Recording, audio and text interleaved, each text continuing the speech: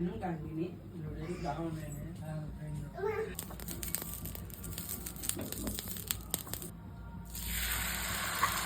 मामूली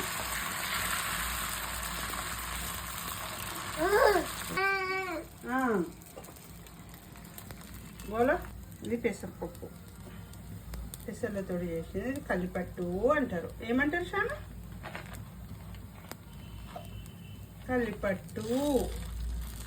టేస్టే కాయా షాను? ఓ షాను కలిపట్టు కాయా? కాయా ఏ కాయా?